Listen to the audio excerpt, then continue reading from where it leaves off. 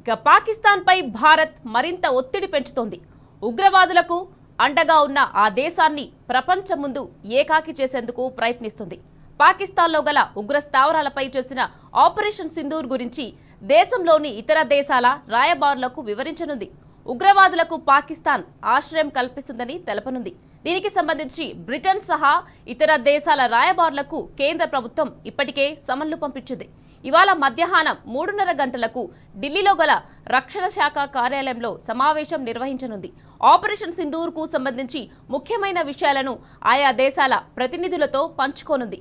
ఉగ్రవాద నిర్మూలనలో భారత్ వేసిన అడుగు, తర్వాత చోటు చేసుకున్న పరిణామాలను వివరిస్తారు. ఇక పాకిస్తాన్ పై మిలిటరీ చర్యకు కారణాలు చెప్పి మద్దతు ఇవ్వాలని ఆయా దేశాలను కేంద్ర ప్రభుత్వం కోరనుంది.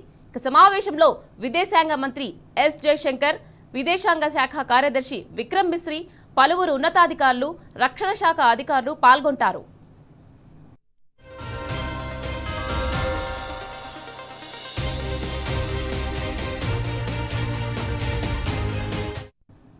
అటు కేంద్ర మంత్రివర్గం రేపు సమావేశం అవ్వనుంది. ఆపరేషన్ సింధూర్ నేపథ్యంలో సమావేశానికి ప్రాధాన్యం ఏర్పడింది.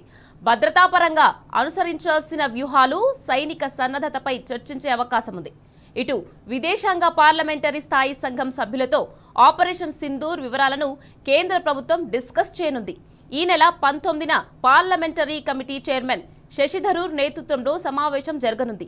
ఆ సమావేశంలో ఆపరేషన్ సింధూర్ గురించి విదేశాంగ శాఖ కార్యదర్శి విక్రమ్ మిశ్రీ వివరాలను వెల్లడిస్తారు.